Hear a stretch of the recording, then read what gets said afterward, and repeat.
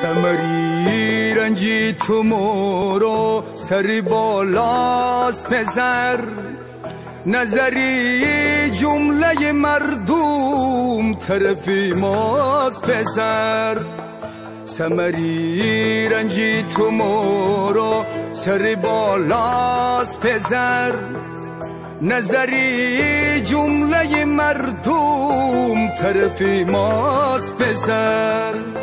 فخر دارم که فرزن ویکارم را افزود شیر مرد همگی نعمت والاست پسر فخر دارم که فرزن ویکارم را افزود شیر مرد همگی نعمت والاست پسر نعمت والاست پسر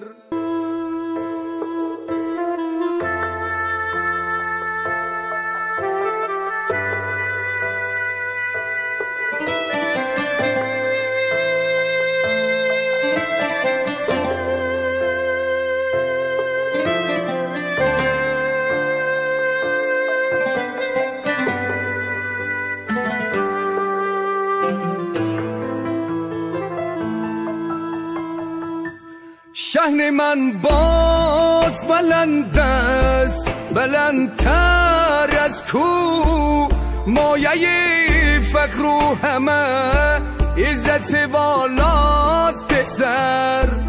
شهن من باز بلند است بلندتر از کو مایه فخر و همه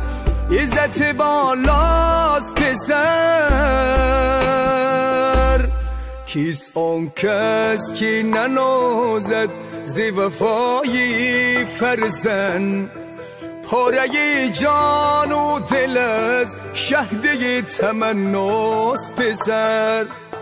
کیست آن کس که ننازد ز وفای فرزند پاره جان و دل از شهده تمناست پسر